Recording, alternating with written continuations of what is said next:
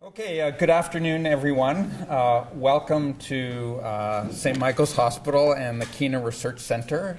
This is part of our regular series that we have called the Popular Science Lectures. And the purpose of having these talks is, number one, to get all of you to come down to St. Michael's and see what a great place it is and to hear how passionate we are about doing science. And I know we have people from Emory Collegiate, a whole group of them. We have people from Runnymede. So who's from Runnymede? A few from Runnymede, and there are a few guys who took the long trek from the St. Michael's Choir School up the street, right? Where are you guys? Okay, so you're over there. Okay, so welcome all of you. I know that, so that's quite a range. So a few people walked here in 2 minutes. Other people came here by public transit. Took about an hour and 15 minutes. So thanks very much for coming. I think you'll find today to be really good. My name is Ori Rotstein. I'm the director of the Keenan Research Center, but I'm also a surgeon here at St. Michael's Hospital. So I get to do what we want to talk about today is I get to do research and science over here at the Research Center, and I have the opportunity to take some of the things that I discover and some of the things that my colleagues discover across the road into the hospital. And we call that bench to bedside work. And that's really one of the fundamental things we like to do here at St. Michael's Hospital. That is, on this side of the street, we do very basic research. And then you see that bridge up there. You can cross that bridge into the hospital. And ideally, you can take what you learn in the research labs across the road to the hospital. So I always start off with a little bit of a quiz. So, and this is really to tell people why research is so important, but also because I'm a University of Toronto grad. St. Michael's Hospital is a University of Toronto hospital, and I want to brag about the University of Toronto. So who's going to go to the University of Toronto when they finish high school? Come on, it's the best place, just up the road. Okay, so anybody know anything about insulin? So so you know something about insulin, and you're not even chewing. So did you put up your hand? Yeah, what is insulin? It regulates blood sugar. It does. It's a hormone that regulates blood sugar. And where was insulin discovered? You've already know that answer. Yeah. Who's that man? Who's that man? There are actually two. There are few of them. There are few of them. Who's that man?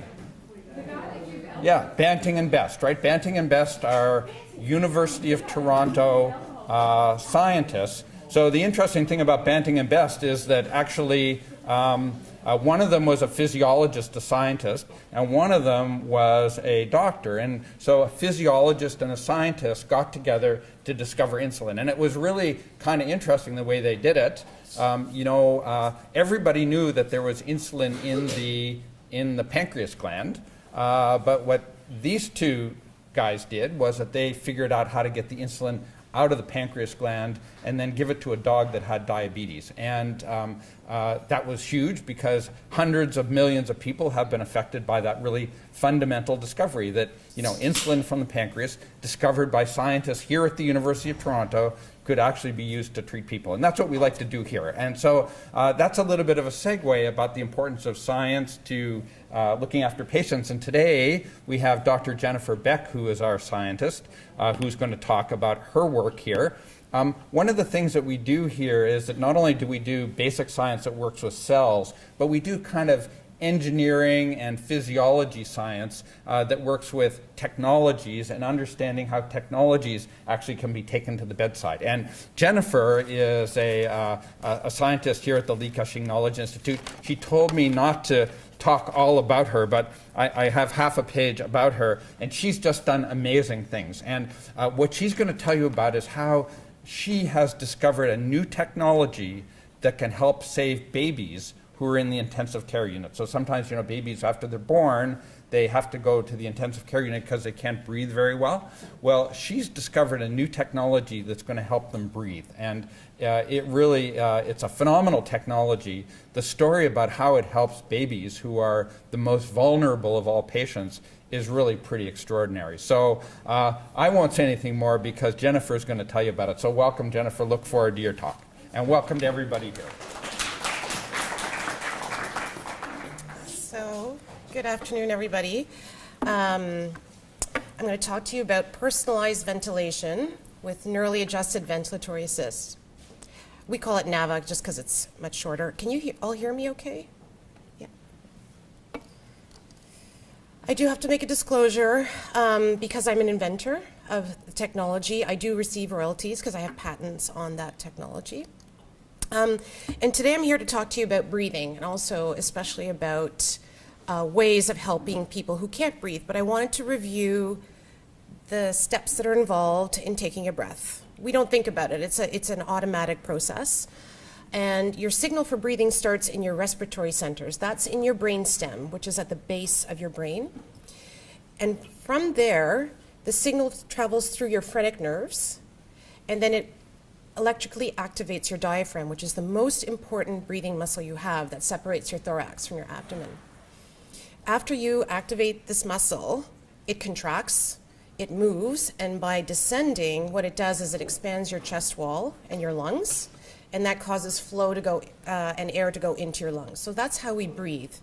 It's a whole process from the brain down to the breath. A lot of people think breathing is just the air moving in and out of the lungs, but really it all comes from the brain. So what happens if you can't breathe? This is an example of what Dr. Rotstein was talking about. So this is a premature baby. This baby was born extremely early, weighed 500 grams.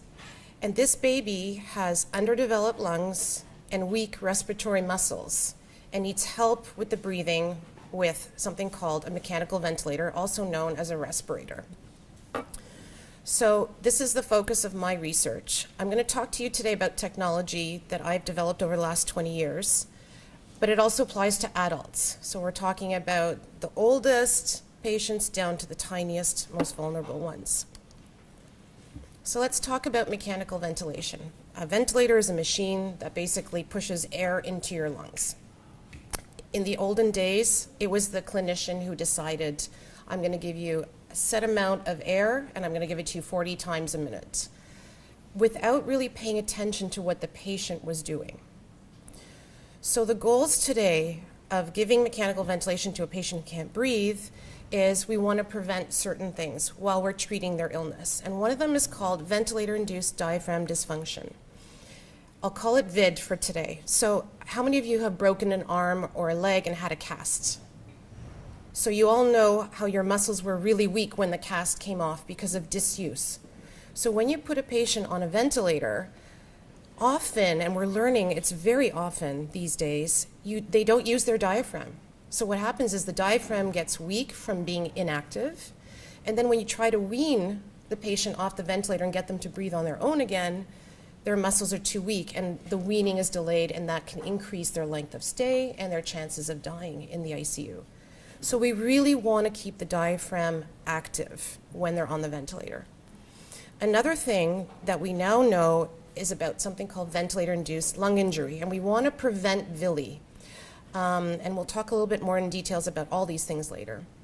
And we also want to prevent patient ventilator asynchrony. So I mentioned to you that the way that people are conventionally ventilated is there's no regard to how you're breathing. So imagine that you're breathing at a certain rate and the ventilator is giving you twice the amount of air. So you will end up fighting that ventilator, right? We also want to maintain adequate gas exchange. We want to minimize sedation. So they often, for comfort and pain, will give sedation in the intensive care unit. We want to try to minimize that because there is a link of too much sedation and mortality. And the other thing we want to do is avoid intubation. So often we have to put the tube from the ventilator directly into the patient's airways, into their windpipe, and ventilate the lungs by pushing air that way. There are ways of avoiding this using the nose or a facial mask or even a helmet device. So these are our goals as ICU researchers and clinicians. So as I mentioned, I'm going to talk to you today about two extremes. Actually, I won't talk very much about the one on the left, which is just a comic to show you how the clinician is controlling the ventilation. So you have a patient inside the old iron lung, and they're just turning a crank to give them their breaths. So this is really not having any clue what the patient wants at all, and it's a very fixed and monotonous delivery of mechanical ventilation.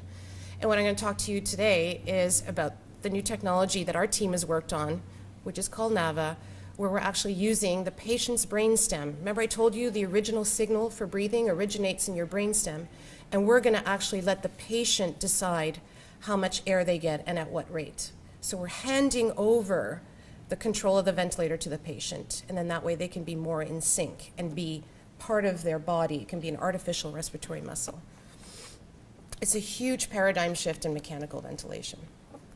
So these are the principles of NAVA. It's basically the same series of steps from the brain to the breath that I showed you before, just maybe the wording is a little bit different. So as I mentioned, I don't know if this is, can you see the arrows I'm doing this? Yeah, as I mentioned, the signal starts up here in your brain, travels down the phrenic nerves, and the diaphragm becomes electrically activated. And it's only after that step that the diaphragm contracts. If you have a disease, your disease can happen anywhere along this pathway. It can happen up here for a spinal cord injury. You can have a problem here where you have lungs filled with fluid, and therefore it's difficult to expand your lungs. So current technology, which is used to control a ventilator, let's say to decide when to give a breath and at what rate, is affected by disease. The original signal in your brain is going to be dampened and filtered and maybe even disappear completely. So you could still be trying to breathe, but at your airway you may have no breath at all. So then the ventilator is not being controlled properly. So the new technology I'm going to talk to you today is about using this electrical activity of the diaphragm. So the acronym for that is EDI. And we're going to bypass all these steps, and we're going to get closer, as close as we can to the brain to control the ventilator. Okay? How do we measure the electrical activity of the diaphragm? So I'm just going to review the anatomy of the most important respiratory muscle we all have. It's a dome-shaped structure. It separates your thorax from your abdomen. And there are three important tubes, let's call them, two vessels, and the esophagus that go right through the muscle into your abdomen. The one I want you to pay attention to is the esophagus, because as you can see from this picture, the diaphragm, which is the huge dome-like structure, has one little part called the crural portion of the diaphragm, and it actually surrounds the esophagus. So you can pick up electricity from your diaphragm by having miniaturized sensors in your esophagus. Now, all patients in the ICU have to be fed through a feeding tube because they can't eat. So what we did was we became a parasite in an already existing technology, and we modified this feeding tube. So this feeding tube can go through the nose or the mouth, and it goes down the esophagus, and the feeding holes go into the stomach. So when you put the liquid through, you're feeding directly into the stomach. But you can also see at the same time that we have small miniaturized sensors at the level of the diaphragm, and those signals go down another portion of this feeding tube and deliver the signal to control the ventilator. And you can see in panel B that we actually have an array of these electrodes, because when you breathe, your diaphragm is moving up and down all the time. When you breathe in, it moves down, and when you exhale, it relaxes and moves up. So if we're going to pick up a signal from this muscle, we have to make sure that we're really in the appropriate position at all times. And that's what I did my PhD thesis on, was developing this way of recording the electrical activity of the diaphragm. And we sold this idea to, this is the commercial version that was approved by the FDA in 2007. You can see it here. I actually have one in my purse if you want to take a look later.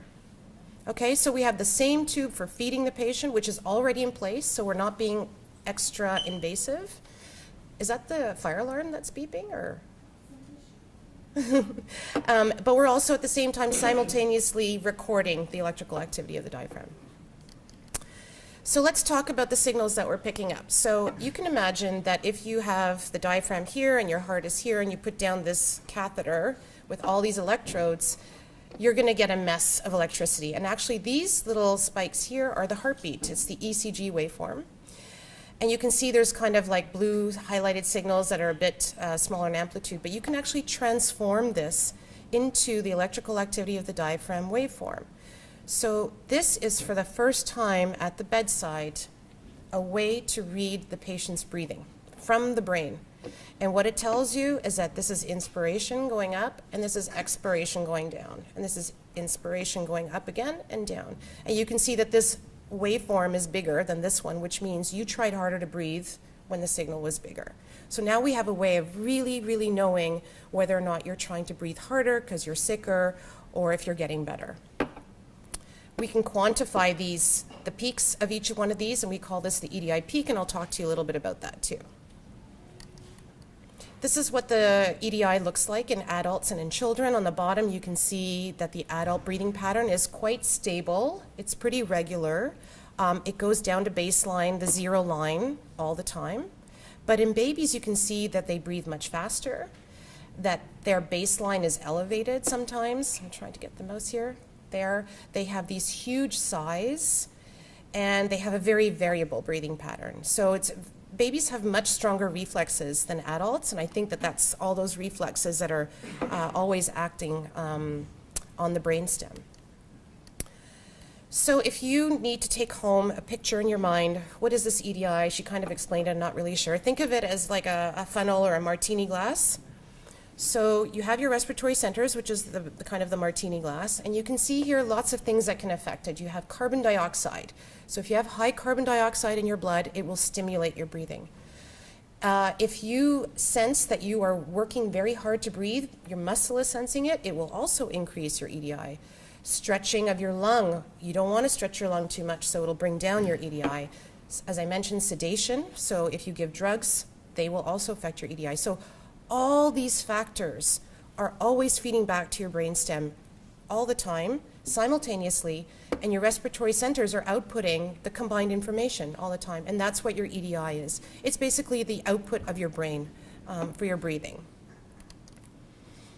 So let's talk about some of the responses. So if you look here on the left, if I were to ask you all to put a straw in your mouth and start breathing against this straw, it's going to be hard.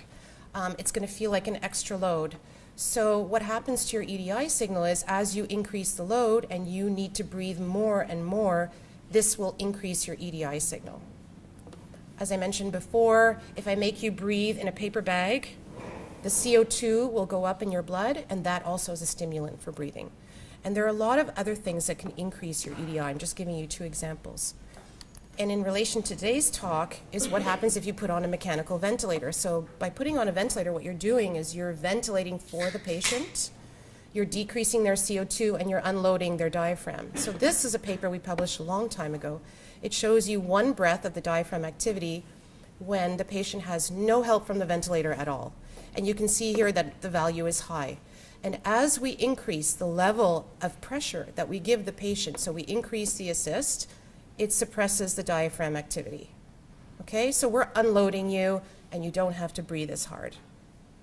Sometimes you can give too much pressure, and you can suppress the diaphragm activity completely.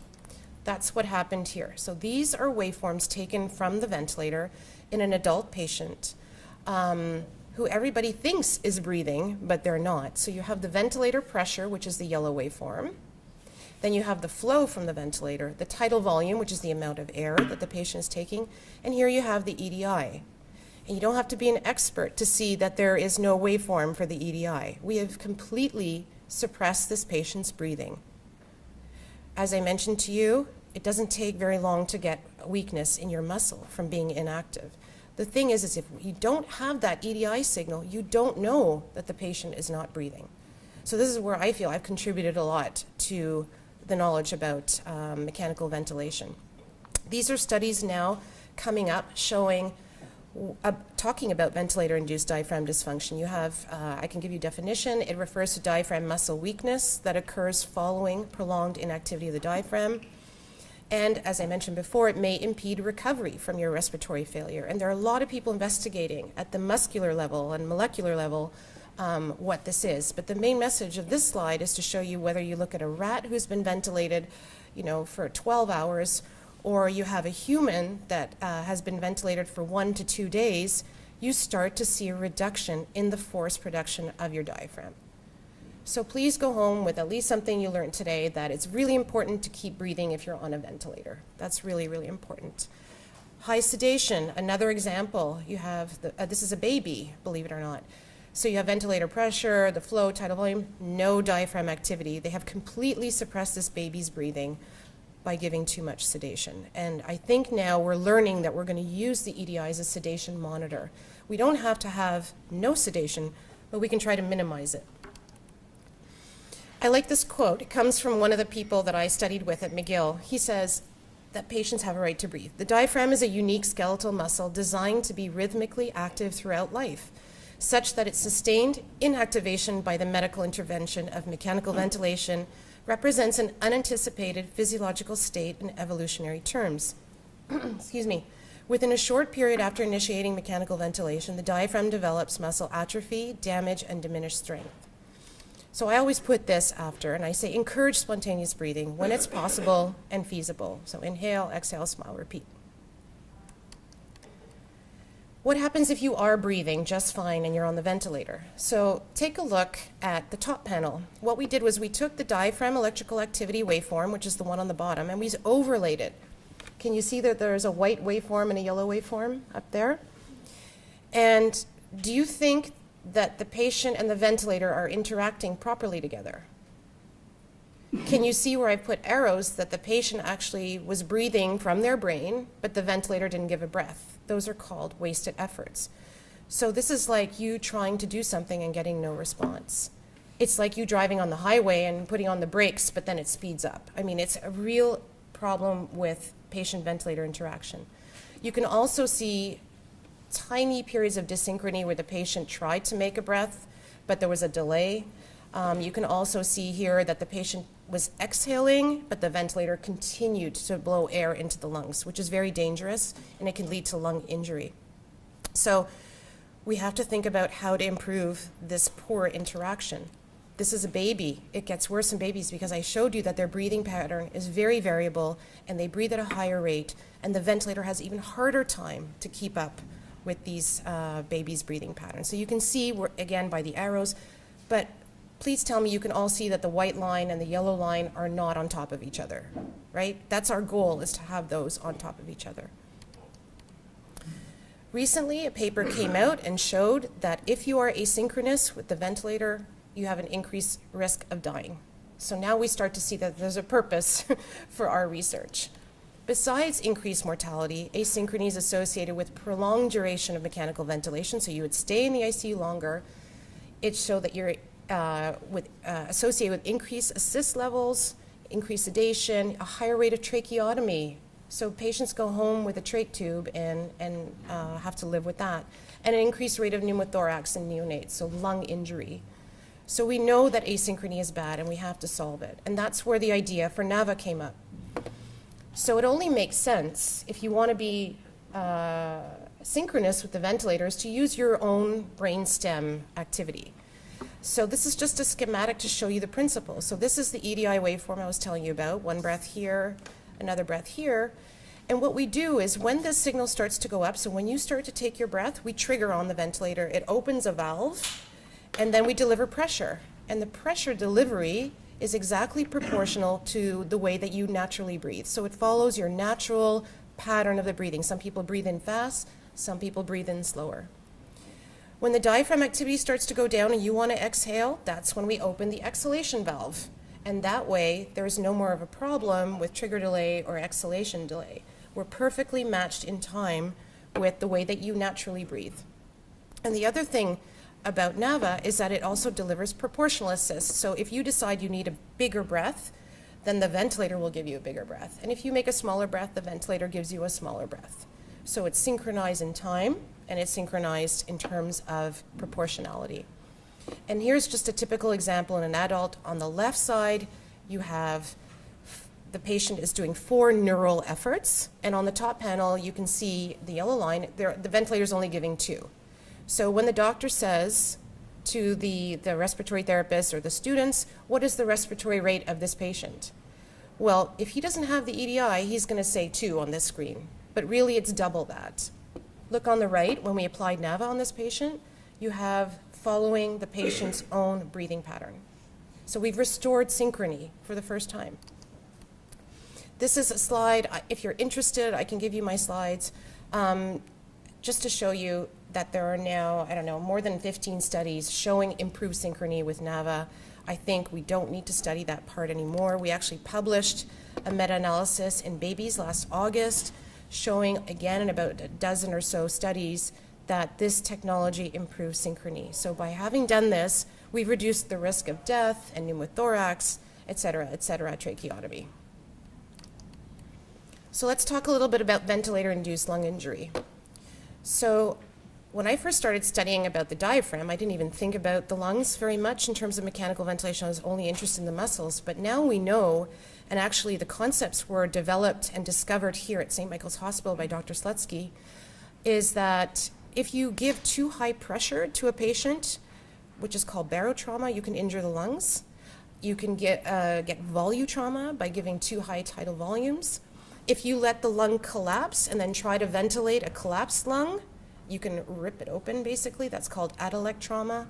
And now we know that if you injure the lung or injure any other organs in your body, those immune cells can go and attack your lungs as well. So that's the biotrauma part of it. So just wanted to introduce that to you. But I'm going to talk mainly about the tidal volume impact, because now it's a long time ago. In 2000, there was a huge trial in 2,000 patients, or maybe even more, that compared two groups. They looked at patients who were ventilated with something called 12 milliliter per kilogram of their body weight, or 6 milliliter per kilogram of their body weight. And what they found was a striking 22% reduction in mortality. So they were able, by almost a quarter of the patients, to reduce death by doing this. So we now know we have to ventilate at very low tidal volumes. Not very low, but lower tidal volumes. And I'm going to introduce to you another way of thinking about NAVA because of the lung injury concept. I talked to you about the brain, the phrenic nerves, electrically activating the diaphragm, developing pressure, and by distending the lung, you get a tidal volume. When you apply NAVA, you're basically doing the same thing. You have the same brain signal. It's going through the catheter, electrical activity of the diaphragm. That triggers the ventilator to give air. And it's the ventilator pressure and the patient's own pressure that combine to distend the lung. So you can imagine with this integration of the ventilator into your own breathing and your own reflexes, that whatever you do to protect yourself normally, you will be doing when you're on NAVA as well. So we did a study, and the important part is this EDI parameter and the tidal volume. And what we found was that if you increase the NAVA level, so you give more and more and more pressure, I'm not going to go into the details of this graph, just understand from me that at some point your lungs are going to be stretched and they're going to tell your brain, uh-oh, I don't want to breathe in anymore. So they turn off the breath. And even if you keep increasing the assist, the knob on the ventilator, because it's integrated to your own brainstem, you will never over-assist these patients. Your brain says, nope, I don't want any more. So what you do is you down-regulate your respiratory drive, and what you do is you reach a plateau in tidal volume and pressure. And that means that you can't do that lung injury that we do with conventional ventilation. These are all the papers that show, and we're close to 1,000 patients now, that no matter what the disease or the age, if you increase NAVA levels, you downregulate your drive so that you don't injure your lungs. So we know that too. So where do we stand today? So this mode of ventilation was approved in 2007, and a new platform just came out in 2016.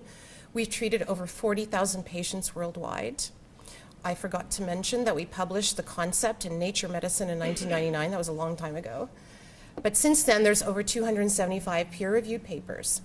And basically, we know now that NAVA is feasible and safe. We know that synchrony is improved, and that we have lower pressures and tidal volumes and driving pressures to the patient.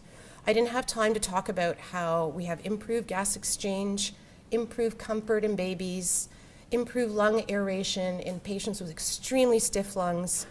Sleep quality in adults is improved. There's less apnea of prematurity in the babies when you put them on NAVA. You have improved hemodynamics. They've shown now that you need less sedation because patients are more comfortable. And there's an improved neuroventilatory efficiency, which means that you're using your muscle more during your treatment. So I like to think about NAVA as being more personalized ventilation. Here you have an example of a premature baby on the mom's chest. They has a NAVA catheter down, and the baby, you can see the tubing, how they're being ventilated. So that's where I believe it's more personalized. I'm going to ask for questions at the end. Do I have a few more minutes to talk about, where's Michelle? Okay, I need a few more minutes just to tell you about the new idea we have. So our group has come up with a new way of helping babies breathe. This is very fun stuff. So this is the problem we're dealing with. I showed you a picture of a 500-gram baby. This is about a 1-kilo baby, but you really have to see all the tubes that they put in these babies. They're separated from their mums. These are kids who are born at like 28 weeks. They're supposed to be 40 weeks gestation. This is really, really early. And again, we have to put this tube in their windpipe, and they're fighting the ventilator all the time. So sometimes what they do is they opt for something called non-invasive ventilation to avoid that intubation, but they still have to have this big hunk of tubing in their nose, and it has to be sealed at the nose. And the flow of air coming is like you sticking your head out of a car window on the highway. It's just going, and it's noisy, and it's uncomfortable. Furthermore, sometimes these babies are a month in the ICU, and these prongs, eventually, if you keep putting them further and further to make the seal better, will disfigure the baby permanently and cause nostrils to be enlarged and the nasal bridge to be broken. So we really have to do better. Having all this tubing interferes with bonding with the parents and learning how to breastfeed and all those things. So we came up with an idea, and it's called the Life Vest, and we've actually won 3 awards now for this technology. So we're doing all the research and development on it now. We have a prototype. We've been working on prototypes all year. But basically what it is instead of having tubes in the nose or in the airway, we have a vest that we put around the baby's entire torso, and we seal it at the armpits and just below the belly button. And we connect it to a ventilator, but instead of pushing air into this vest, because that would compress the lungs, we actually put vacuum. We do negative pressure, and we suck the air from inside the vest, and this lifts the abdomen and the chest, and that way that brings air into the lungs. So it's like an old iron lung concept, but the unique thing is that we're using the same breathing signals, the EDI signal, to regulate the life vest. So now the baby will have his own diaphragm, but will also have a little bit of gentle and synchronized help on the outside. So we've been 3D designing and printing. We tested this in the lab and with simulation studies. And we're going to go for Health Canada approval next, so we're doing all the paperwork for that. And then we're going to go live, hopefully in the spring or early summer at St. Mike's. St. Mike's has an ICU across the way. So the reason that I'm doing my research and doing my best is to help babies breathe and let them feed and grow. And that's the end of my talk. And I'm going to go back to the questions slide because I have a website where we've posted a lot of lectures and a lot of blogs and things like that. So if you're interested, it's venquest.ca. That's it.